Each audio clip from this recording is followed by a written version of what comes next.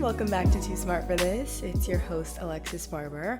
I always feel like my little intro sounds so lame when I say it out loud, so whatever. Maybe I need a new one in 2024. We'll see. I'm sitting here recording your guys' favorite episode of every year. I feel like every year I do this episode and you all eat it up, and I've got some good updates this year because my perception of goals, of vision boards, and of planning my life has definitely evolved ever since I started at Wharton and throughout this whole year of just everything I've done. So I'm really excited to get into my new principles and the way I do these things. Before we get started, I want to say a huge thank you for all your support of the podcast this year. A big goal I have for the next year of the podcast is to hopefully be signed with a podcast network. And that requires us to have a certain amount of downloads every single month/week. And I'd love if you all could share this episode, could give it 5 stars, could consistently listen, follow us on YouTube, subscribe, anything you could do. If you listen every single week and you haven't left us a review, or if you listen every single week and you haven't shared it with a friend, it would mean so much to me because there's thousands and thousands of you guys who listen every single week. And I really would just love if we could build this community into something so much bigger in 2024 so that I can create more content for you and we can have better guests, bigger guests, and I think it would just benefit all of us. So if you could take 5 seconds to do that right now, it would mean so much to me. And with that being said, let's get into the vision board and goal planning episode for 2024. All right, guys, I'm sitting here with my coffee. By the way, I'm addicted to my Nespresso. I used to I used to hate my Nespresso when I had a different model like a couple years ago. And then I got the Virtuo model and I really love it now. And I have these pods, they're like the 7-ounce like coffees and they just taste so rich. And now if I get coffee from anywhere else, I just like really don't love it. So highly recommend. And I have a code for you guys. If you want an espresso machine, I have a 20% off code. I don't know why they gave that to me. That's insane. It's such a big discount. It's 20 Alexis, and I think it's valid until December 31st, but let me know. You should get one because it elevates my mornings. So I used to talk to you guys about goal setting and vision board setting in like terms of manifestation, and I think it evolved last year into thinking about how you want to feel, not just exactly what you want to do. And this year, the way I've been thinking about it is not just like, what do you want for your overall life and how am I going to get it? But it's actually more focused on the capacity for which you have to actually go after these goals. And I think that I have always been someone who's constantly been wanting something bigger or wanting something newer or having these big, ambitious goals. I mean, you know me, I'm an ambitious material girl. That's my Instagram bio. And it's something that has been hard because I will have all these goals and then go after them and then you get them and you're like, wait, what's the point of this? And I think now that I'm 25, frontal lobe girlies are up. The biggest thing I've realized is that timing is not something you can control. Timing is none of your business. Timing has nothing to do with anybody else. So when we're setting all these big goals, oftentimes we're thinking about numbers, we're thinking about the time, and those are things we can't control. And so when we're setting goals this year, something I want us to keep at the center of our plans is not how fast or what day can I get this done by, whatever. I want us to think more specifically about how we feel, our capacities and our capabilities to do these things, and most importantly, being consistent. There's so many things that we just put timelines on, and when we put those timelines on, we create this pressure that doesn't make it fun anymore. And in reality, the biggest thing that's going to build your self-trust, the biggest thing that's going to make changes in your life is when you change your identity. This is a concept in Atomic Habits that is really, I think, helpful and just sort of the core of goal setting and changing habits and habit formation. And it's changing your identity. And changing your identity is incredibly scary. I mean, nobody wants to do it. It's terrifying. You always feel like, oh my God, like what's happening? Like changing your identity is really scary. But it's something that you can only do through consistent change instead of setting this arbitrary goal and thinking, I have to do this. And in that case, you're putting stress on yourself. Whereas if you're approaching it from a place of, I want to change my identity so that I can be this type of person, you're going through a gradual journey. And through that journey is where you can see so much more love and light and appreciation for the everyday instead of being so consumed by completing something by a deadline or doing something by X date, because that doesn't matter, because that's an old version of you. The person who can complete this task that you want done, or the person who gets this accomplishment that you are so desperately wanting, is a different person than from who you are today. Otherwise, you would have it. So you're going on a journey of transformation to achieve whatever goal you're going to go on, and you need to be enjoying that journey and focusing on the consistent habits that make that person happen instead of focusing on just getting something done for the sake of getting it done.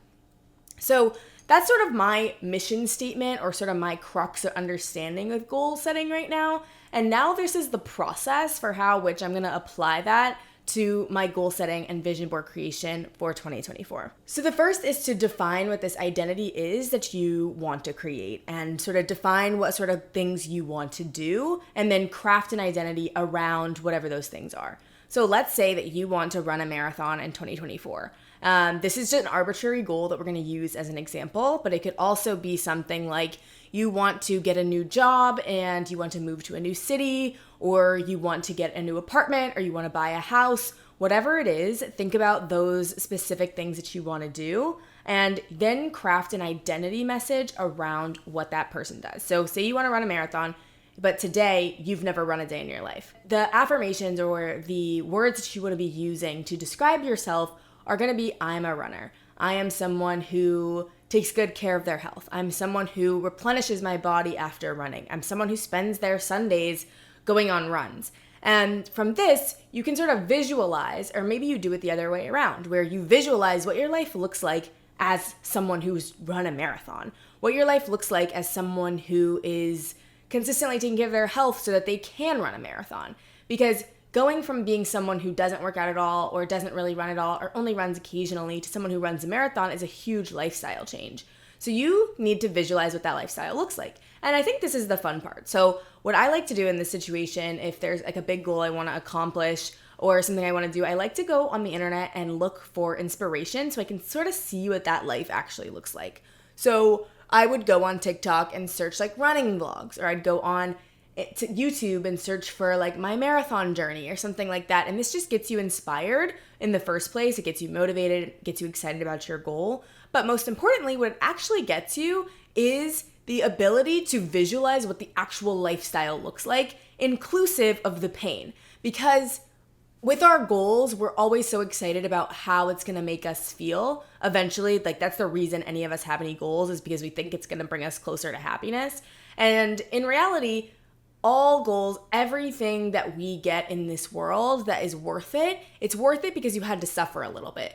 And that is good suffering. I mean, I've talked about this in my a couple episodes ago, where I was telling you guys, like, growth isn't worth it if you aren't uncomfortable. And so that suffering and that discomfort is a good sign, because it means you're growing. It doesn't have to be something negative just because it doesn't feel good. The only reason it doesn't feel good is because it's not familiar. And so you have to familiarize yourself mentally with what that suffering is going to look like, because you know you're going to come out on the other side. So when you are running super hard and you have blisters on your feet and you're cramping up and you're tired and it's raining outside and you're running even though you didn't want to, that's the suffering. That's the suffering that's going to make it, when you get to the other side of that marathon, worth it. And you're going to feel different because you went through something and you committed to something and you learned about yourself. And that's the point of these goals. And so when you are doing this research to visualize what these goals really look like, that's sort of what you need to figure out. And you need to remind yourself that this journey isn't going to be easy, but you're doing it because you need to get uncomfortable if you want to grow. So identifying what the goal actually is and crafting an identity around it. And this, as I said, this is the fun part, because you get to research, you get to connect, you get to see what other people are doing in this space and see what it's like to really become that person. So I really love starting there. And then I like to sort of visualize what this really means for my overall life and goals. So I have done this a couple times this year, and think I'm going to be doing it a lot over the next few weeks of December, is doing long walks where I just dream super big. Because I've been noticing that my dreams have been kind of small, and the opportunities that I've been getting have been just bigger than what I could have imagined. And I've been selling myself a little short, you know what I mean? Which is not cute. So something that I've been thinking about doing and that I think is important to do is to just go on a long walk and just daydream. Get your daydreaming up. You know what I mean? Get on Pinterest. Go back to that like young child you and think about what your life could look like. And then from there, like think about who is this person? And they're just so much closer to you than you really think they are. So once you do that, then you can identify those more tangible goals for yourself and then craft your identity around them. So if you're having trouble setting goals that are outside of like work out every day and get a promotion, then I would encourage you to go on one of these daydreaming walks and consider like what kind of person you want to be from there, and then create your goals and your identity statement out of that. So once you have the real vision of what your life is going to look like, inclusive of the suffering part, the hard part. So for me, for example, when it comes to content creation, I don't love the editing process. And so if I'm going to be visualizing becoming a massive content creator, I have to visualize the hour a day that I'm just so annoyed because I don't feel like editing, and I'm doing it anyway and I'm posting it anyway, and it feels good because I did it, even though there were a part of it I didn't like. This is the same with like, perhaps it's your day job and you have to do something that you don't like, but you're getting promoted because of it. And then when you're in that moment, you can be like, this is just part of the journey. This is part of the suffering. And you can visualize what it feels like to be on the other side of that when you get through it and you get what you really wanted. So then we are seeing like the ideal situation of like what we really want for ourselves. And I like to do this in a few different categories. I like to do this in the personal category. So like perhaps that's your personal mental health. So last year, for example, I did EMDR therapy to heal a acute trauma experience that I had. And that was like a big deal for me. So that was what would be in my like personal, like mental health category. Then there was like the physical health, which I had always thought of like as sort of like the punishment type of thing. But when it came to physical health for me, last year it was getting my birth control removed and balancing my hormones. And I didn't have any like external or appearance goals with that. I just had the goal of getting to a place where I felt better, because I felt so bad last year. Like at this time, like you guys remember, like I had depression, I was 30 pounds heavier, I had been spotting every day for a year. Like I had a terrible experience on my birth control, and I just wanted to feel good again. And now I do feel good again. And like just seeing that evolution makes me feel like I can do anything. The other aspect I like to look at is finances. And this is something that's really touchy for a lot of people, but it's something that like is so important. And I want to have a financial expert on the show sometime soon, but finances, go into that in that area. Think about who you want to be, what your financial aspects are going to look like. The next is relationships. Now, this is family relationships. This is friendships. This can be love and dating and stuff like that. That's an area I definitely want you to think about as well. And then, of course, career. Career is something all of us care so much about. That's why you're listening. You're an ambitious material girl, probably. And I think career is something that where a lot of our goals really sit.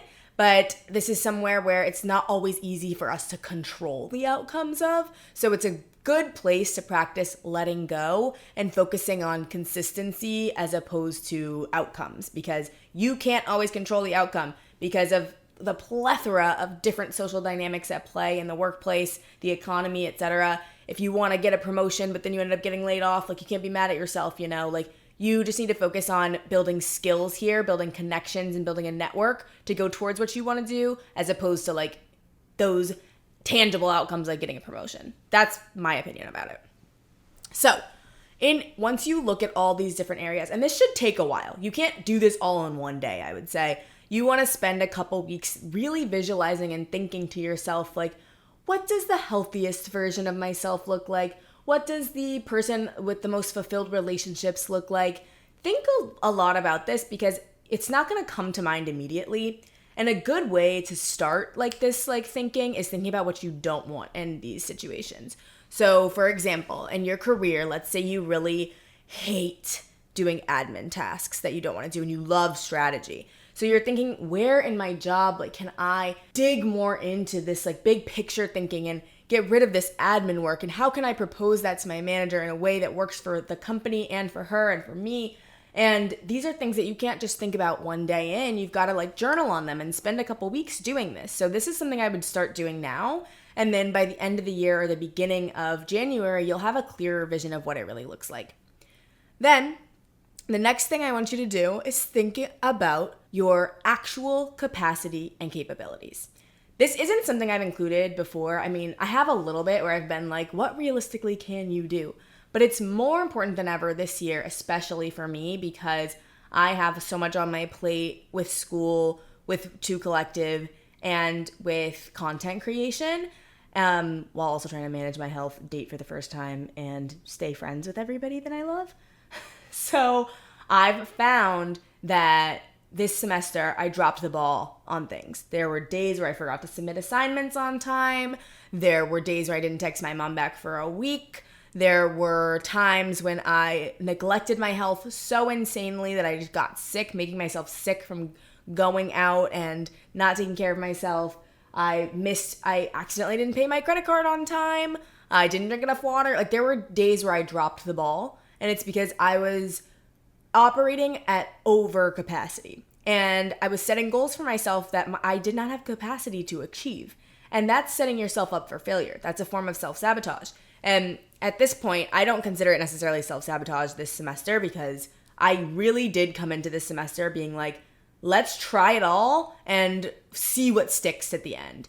So now I'm like, okay, what do I have the actual capacity to do in 2024? Like, obviously in my mind, I want so much to happen, but in reality, what's really possible for me? You know what I mean? What's really gonna be taking place? You know what I mean? So it's something that I need to think a little bit more critically about, instead of being like, okay, I'm gonna expect myself to do X, Y, and Z. I only have the capacity to post one thing on Instagram a week. Or I only have the capacity, or I'll use a different example so that I can hopefully relate to more of you, because obviously you're not all content creators. But let's think about it this way. You might only have the capacity to work out twice a week right now. Of course, like, the ambitious person in you wants to work out 7 days a week and wants to be one of those health girlies on Instagram. But you might be taking care of your mom who's not doing well right now. You might also be trying to make your job work while applying to graduate programs. So you might only have the capacity to work out twice this week, and that should be good enough, okay? That should be good enough for you. So we have to adjust our expectations for ourselves, and a good way to do this is by looking at the past data of what you've actually done. So I think, like, people always recommend that you, like, take a week and track how often you actually do things. No. I want you to just look at your past calendar. Look at all the times you canceled meetings or canceled a workout, or this past week when things were really busy, like, what went out the door first? Like, what were you actually capable of doing? And then be really honest with yourself and say, could I have done better in that situation? So, for example, one thing for me that I want to work on is not eating out all the time. And so I think I've said this so many times on the podcast, but I would say, like, I'm looking at the calendar. It's like, could I have had something in my freezer that I could have had that week? Or in reality, did I need to go to Kava twice last week? No. And so then you can look at your capacity and say, where was I actively incapable of doing more? And where was I simply just not doing what I was capable of? And so you need to look at those 2 things and be brutally honest with yourself about the realities of your goals. And were you really acting like the person who wanted to achieve that? Or were you just hitting a ceiling in terms of capacity? And so that's something that I think is really helpful for me right now, because I'm looking at it and I'm like, could I have posted more TikTok videos that week? No, I couldn't have, because I was down horrendous. But I could have last week because I had more time. I was just being lazy. And so being honest with yourself about that is going to be really helpful. And then from there, you can create capacity buckets. So I like this because it helps you realize when you're doing well, and it helps you show up when you still aren't doing well. So these capacity buckets are going to be your minimum and your maximum / preferred. So let's say you're having a really busy week, but you have said that the most important thing to you this year is your health. So you have a really busy week. The minimum amount of nights that you cook and you eat in is going to be 4 nights. Because you know, no matter what, even if you're having the craziest night of your life, you have some frozen meals, you have some things in your back pocket, you have some things that you know you can do no matter what on those weeks. And then your maximum capacity is the amount of days that you really would like to, like on a good week, actually get to that place. So let's say your minimum is 3 nights a week and your maximum is 6 nights a week. So then there's some weeks it's going to be, shaky. You're going to have some tough times, but you already knew that. So you're not going to be beating yourself up when you have those weeks. And then other weeks you're going to be like, yes, I hit my real goal this time and I'm really happy for myself and I know I had the capacity to do this and I executed on it. So those two things are going to be really helpful because now you're not mad at yourself when life gets in the way, because as we know, it always does. It's one thing we say here is it's never going to be balanced. And two, you have this ideal situation that you're always working towards so that you know that you're capable of doing it and you are going to be able to step into that when the time, opportunity, and life matrix really allows for it. So I'm doing this in a couple of different ways where it's like my minimum capacity is answering my family's texts every day. And my maximum capacity is like going home more than once a year. So there's things like that where it's like you're going to take this and look at your minimum and maximum capacity for every goal that you have when it comes to working out, taking your vitamins, going to therapy, doing your financial stuff, saving money, etc. Like what's your minimum and what's your maximum? That's really going to help, I think, not beat yourself up about your goals, but still like think about your minimum. If you did your minimum every single week, you would still be in a better place than where you are now. You know what I mean? So now that we've thought about our capacity, I think that it's important to think about how you want to feel as opposed to specifically what you want to accomplish. And I've talked about this before, but I feel like this is important because I, as well as you probably, have gotten the goal. You get the accomplishment, you get the recognition, or you get the check in your account, and it doesn't change how you feel because things are not fulfilling most of the time. Feelings are fulfilling, experiences are fulfilling. So this year, something I realized that I wasn't really feeling in this semester because it was so spread so thin was spaciousness. And I didn't feel focused. I felt like everything was happening and I was just like running, just trying to get it all done. So what I want you to do in this upcoming year when you're thinking about your goals, it's easy to think, I want to do this, this, and this, and be a wellness girly and a finance girly and do this, this, and this. But I want you to instead think exactly how you want to feel and then cross like that with what you said you wanted to do. So say you wanted to feel spacious, but you have a side gig, you want to start a podcast, and you want to run a marathon this year. What's the spacious version of that? Is there a spacious version of that? Is there someone who feels focused and calm, who's doing all those things? And if so, what does that look like? And if you can't visualize that, and if you can't cross-reference that and feel a sense of safety or spaciousness or calmness or peace with the things that your goals are, then those goals are not for you.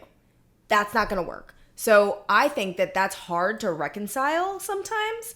But when you think bigger picture and you remind yourself, time is something that you have and that timing isn't something you can control and that you've got to trust your timing. So maybe you don't become a marathon runner this year because right now you seem to have like all these things are aligning for you in your career and you know you need to focus on that. Then don't add becoming a marathoner onto your list because you don't want to feel overwhelmed by all these goals happening at once, you know? So I think it's important for us to not just think about what we want to do, but think about how we want to feel and remind ourselves that everything we want to do, we all want to do what we want to do for a reason. Like I genuinely believe all of our goals are placed within us for a reason. But sometimes we have to remind ourselves that it's going to take a little bit of time to get there. So I think it's important to remember, like maybe you want to apply to business school, but in reality, like you don't really have time to be doing that with your job right now and with taking care of your health right now. So if you don't want to do that right now, then you have to remind yourself, like if the things are not aligning for your goals to be possible without you sacrificing your mental health, then it might just not be the time for those things. And you might just be setting goals to be setting goals, not because you genuinely want them and because they're genuinely for you. Like this year was a big health year for me, but it couldn't have been a big health year for me the year before because I didn't have the mental capacity. I couldn't even talk about my period without like losing control 2 years ago. Like things happen in due time and they happen at the right time for you. So if you have a goal and you want it to happen, and you don't feel like it's going to really be possible and it's not going to align with your capacity or with how you want to feel, that's okay. You've got to trust your timing, okay? You've got to trust that everything's going to work out for you in the long term. And if it doesn't feel right, that's okay. Don't set goals for the sake of setting goals. Okay, now for the goals that we really want to do. The intentions we have that are aligned with our feelings, the way we want to feel, the ones that are within our capacity to actually achieve, and the things that are like aligning with our bigger long-term vision for our life. Once we have those down, oh girl, it's time to get to work. And it's time to plan. So if you have a vision of what these things actually look like, we can stick with the marathon example. What it looks like is running for X hours a week. It looks like getting X amount of protein and carbs in. It looks like stretching every so often. It looks like this, and this. Now you need to write down what that actually is going to look like, schedule it into your calendar, and create accountability structures for it yourself. So for me, that would look like for content creation, like making sure my editor is hired, making sure I have a really good, system for submitting and changing content. If for you, for perhaps you're applying to grad school or something like that, you're setting times for when you're going to be working on your essays. Perhaps it looks like buying a house. You're going to be spending X amount of days per week working on buying a house. You're going to be looking at different listings. You're going to be saving money from X, Y, and Z. These are all things that you've got to think critically about and come up with tangible plans for. This is not something I would do on the same day I'm daydreaming. I think you should research and daydream on one day, and then you should have a planning day on a separate day so that you can more accurately get into the nitty-gritty of those details and put them into your calendar and genuinely take action on them. And then you can spend time visualizing what it's like to take action on them, and that's sort of how you start changing your identity. And then, I would say, you have your bare minimum and then you have your maximum there, and you want to schedule your maximum into your calendar and then have your bare minimum written out somewhere where you can understand, okay, this is what I'm going to do no matter what, and plan your life around that so that you can have a good baseline that you're working off of, but then always aim for the maximum. So you aim to work out 6 days a week. If you only work out 3, you're not going to be mad at yourself, and you have that written down somewhere so that you have a baseline to return to. And then I would say every quarter is when you want to check in on these things. So we have our plans, we have exactly what we want to do, and we have the days we're going to do them, we have our life planned out, we have our everything written out. Now we want to use the resources we have around us to remind ourselves of how to execute on those. So a few little things I do are the following. So this year I really want to get into skincare, and I really want to take care of my skin because I want to look 25 forever. And so I know that's an insane goal. I don't know. Get over it. I'm vain. So I have Post-it notes of my skincare routine that are hanging up in my bathroom so that I have that visual trigger, okay, this is what I need to do today. And 2, I always found it so confusing. I don't remember what I did yesterday, for my skincare. So this year I'm going to change it from just having the Post-it notes to having a dry erase board where I can check off if I did retinol that night or an AHA that night, how many times I gua sha'd. And that can be a part of my goal. So if that's a little accountability structure that I have in my bathroom. Next, I have my Amazon my little smart speakers that I've talked about this before, have my reminders on them every single day. Every morning it has a reminder to take my supplements, and I get that every morning. It sends a text to me as well, so wherever I am, I'm reminded to take my supplements, and that's now a habit that I have committed to and I've done, and it's done wonders for me in my health, and it's so, so, so helpful. So use the structures you have around you to do so. Now, you guys know my Google Calendar hacks. I'll link to the video where I tell you how I use my Google Calendar. Having those tasks and that sort of structure and creation for myself has been such a game changer too, because now I know exactly what to do without feeling super overwhelmed. So once you have your plans, your minimums and your maximums, use the things around you. Use your calendar, use your planner, use your friends, your accountability groups, your connections to create accountability for yourself so you can actually execute on these goals. And a good way to do, and so that's sort of the tangible part of it. But if you really want to make these changes, a good thing to do in the morning is to visualize that person once again. So we've talked about visualizing before, about how important it is to visualize who you are and what the type of person you get to becoming through whatever goal you want to accomplish. Do that every morning. You could do the Joe Dispenza meditations. You could use the Superhuman app like I do. And when you have an idea of who that person is, and you're visualizing yourself as them with the suffering included, then it's going to be so much easier for you to execute on that throughout the day. So having that little morning meditation, super key. Now, let's be fucking honest. You're gonna fail sometimes. You're not always gonna get it right. You aren't. No ma'am, no Pam. The world is going to piss you off. You're gonna have a bad day here and there. You know what I'm saying? It's gonna be tough. So you need a backup plan for how you respond in times of crisis. This is something I do because I had so many overwhelming days where I had to throw the whole day away because I couldn't process my emotions and I didn't know what to do and I was so overwhelmed. So I've talked about this before, but you need to have a framework for how you are going to respond when you're in a bad mental place, okay? So for me, let's say I had a bad day and I'm really stressed out. I have it written in my notes app. There's 3 things I do. The first, walk. Or movement, some sort of movement. The second is I need to regulate my emotions by taking a shower, usually taking a hot shower, changing something new. 3, journal it out or call my mom, vent. You need to get those emotions out of you. And now that I know I have those 3 things, and the other thing is having a really good playlist where you just put on music and listen to that. Having those 4 things written down in my notes app, it's if I'm feeling bad, I know I have the capacity to change my emotions. I have the capacity to deal with this in a healthy way. It doesn't mean that I have to grab a drink or smoke a joint or do something that's not healthy for my body, overeat, for example, or just act on really bad, from a bad mental place, or take it out on somebody who doesn't deserve it. I know how to deal with my emotions in a healthy way. And sometimes that means I have to push something back a couple hours so that I can do that. But once you know you have that in your app, it doesn't take long when you're in a spiral for you to be hold on. This isn't what we do anymore. We aren't going to sit in these emotions. We have ways to get out of this. I'm going to get out of it.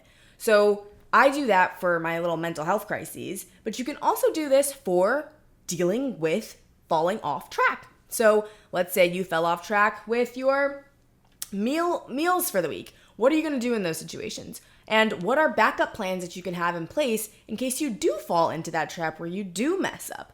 Create little buffers for yourself in different ways for your health, in different ways for your finances, because we all know ourselves better than anybody else, and we know when we're bound to mess up. So it's important to think, okay, for spending and finances, for example, I get into this crazy spiral when it comes to travel where I spend so much money the weeks before because I get so overwhelmed and scared of oh my God, I need all these things before this trip. And then I end up wasting a lot of money. So something I did this year was I bought travel stuff in bulk and I had it sitting in my apartment so that I could consistently just have what I needed there and not feel like I had to constantly I got all of minis of everything in one place. So I didn't feel like I had to constantly run through that. And I planned my outfits and everything more in advance. So I didn't have those spirals of outfit choosing and not knowing what to do. You know what I mean? So those are little things that you can remind yourself, I often fall into this trap. What can I do to avoid this in the future? So I would start there. And so think about your triggers and when you're most likely to mess up, come up with backup plans for them, and then write it down in your phone for how you're going to respond when you inevitably fall off track. This is really helpful because falling off track also is different than your minimum. Your minimum should be what you do every week to plan and execute. That's what you genuinely do. And your maximum should be the maximum of what you want to do. Falling off track is when you get below your minimum. And the list that you should have and the connections you should have should be for when you want to get back to your minimum and then eventually your maximum. Those are my thoughts. So, goal setting, effective goal setting. That's sort of that is the T on effective goal setting. And now I want us to think about how we're going to make some vision boards. So vision board making is so powerful because you get to create an image of what you want your life to look like. And I really like to do quarterly vision boards instead of yearly vision boards. I like to have a yearly vision board too, but my life, especially if you're in your 20s, your life changes so frequently. What you wanted this month could happen in a year or it could happen tomorrow. You don't know. So I personally like to do a quarterly vision board also because so much happens, you know what I mean? So I like to do a quarterly vision board and think about realistically, because you can see the next 3 months pretty clearly where you're okay, what's going to happen these next 3 months? So on my quarterly vision board, for example, I have January, February, and March. January, I'm going to be going on a European ski trip. February, I'm going on another ski trip. March, I'm going to Japan.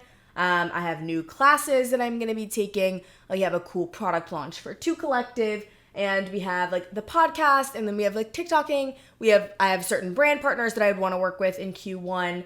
And I'm going to be hopefully moving units in my building to a different apartment. Like, there's different things that are happening in Q1 that I wouldn't want to have on my vision board. Like, I don't want to have ski stuff on my vision board when it's summertime. You know what I mean? So I really like to do a quarterly vision board and then a yearly one for like how I want all of the like sort of tangible accomplishments that I want to have at the end of the year. So the financial goal that I have, the like Wharton goals that I have, like I want all of that to be on one big vision board, but every quarter I'm going to be making a smaller one so that I can be more focused on the goals that I'm having right now.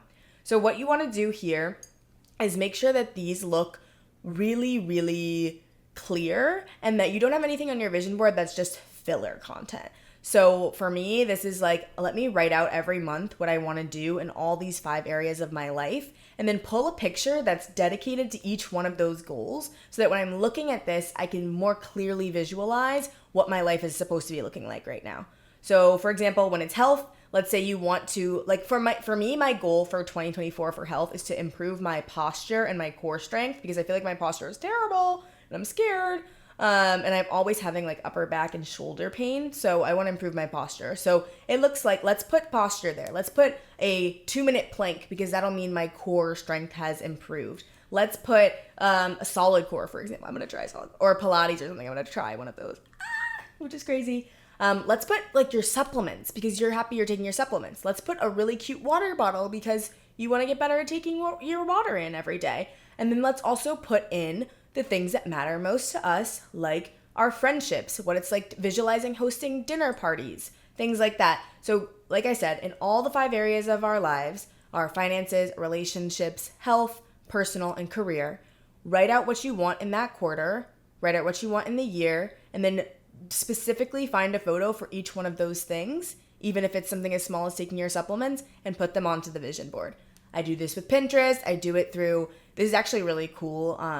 I have a partnership with Microsoft. I think you guys have seen on TikTok and Instagram.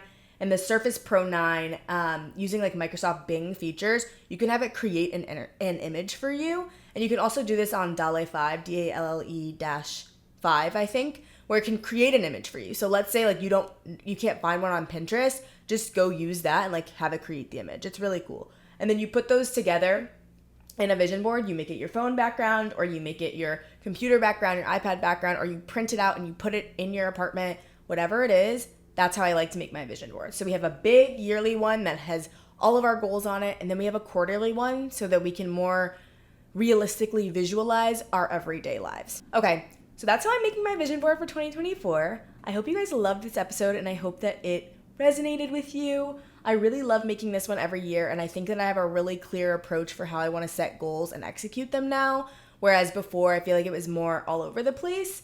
But now, like, I'm not really focused on the external part of things anymore. I'm really focused on the consistency and the becoming the person that I want to be, instead of the chasing accomplishments, because I feel like we felt like accomplishments would turn us into those people we want to be. But in reality, it's that identity shift and that consistent evolving. So if anything, I hope that mission stays with you. Don't forget to rate, subscribe, and share this episode with someone if you liked it. And I love you so, so much. And don't forget, you are too smart to not love yourself.